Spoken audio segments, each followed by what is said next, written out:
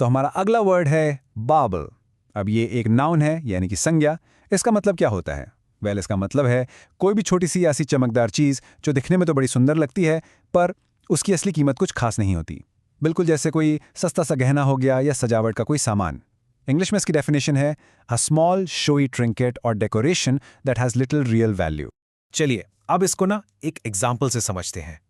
पहला सेंटेंस देखिए, the Christmas tree was decorated with colourful baubles and twinkling lights. तो इस सेंटेंस में बॉबल्स का मतलब बिल्कुल साफ है।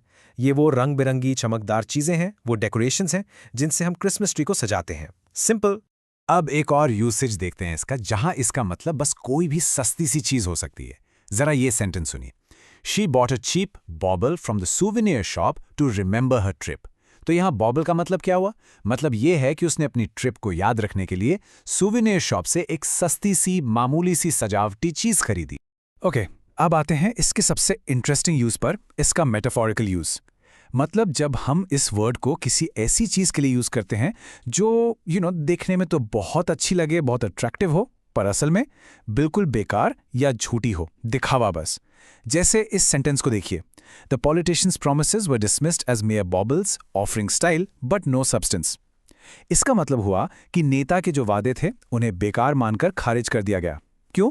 क्योंकि वो सिर्फ दिखावा थे, उनमें कोई दम, कोई सच्चाई नहीं थी। चलिए अब एक बहुत ही पावरफुल कोड देखते हैं जहां इस वर्ड को एक बहुत गहरे, एक प्रोफाउंड मीनिंग के साथ यूज किया गया है। कोट है, the crown of a king is a glittering bubble that attracts the foolish and corrupts the wise.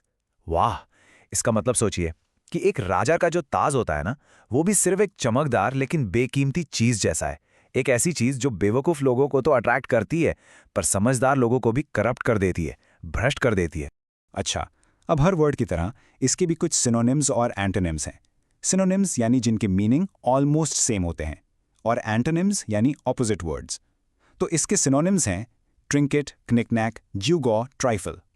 जैसा कि आप देख सकते हैं, इन सब का मतलब लगभग वही है, छोटी मोटी कम कीमत वाली चीज़ें। और अब आते हैं इसके एंटोनिम्स पर। ये हैं ट्रेजर, जेम, वैल्यूएबल, एसेंशियल। बिल्कुल इसके उल्टे, यानी कोई अनमोल, कीमती या बहुत ज़रूरी चीज़। तो बस आज के लिए इतना ही। मिलते हैं नेक्स्ट वीडियो में। Happy learning.